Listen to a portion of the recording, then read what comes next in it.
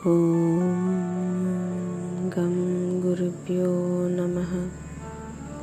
ගුරුතුමාගේ මේ වචන මගේ පරිකල්පනයෙන් එහාට ගිය නිසා ඒක ඇහුණ ගමන් මට දැනුනේ පුදුමයක් සහ ව්‍යාකූලත්වයකි.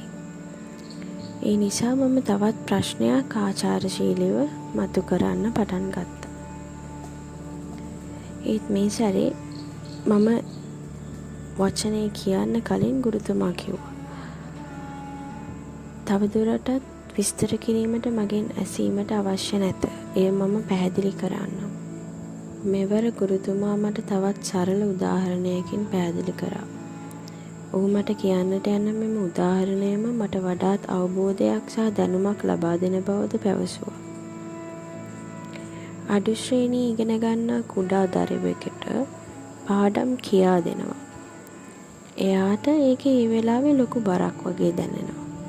ඒ නිසා ඒක දරා ගැනීමටත් අපහසු වෙනවා. ඒ දෙමාපියන් එයාලගේ දරුවාටද ඒ සිදු කිරීමට බල කරනවා. ඒ අය කිව්වොත් ඒ දරුවාම අනාගතයේදී එම විෂය සම්බන්ධයෙන් නැවත කරදරවලට මුහුණ දෙනවට අකමැති නිසා. ඒ නිසාම කුඩා කාලයේදී එයාලට දුෂ්කර කාර්යයන් පැවරෙනවා.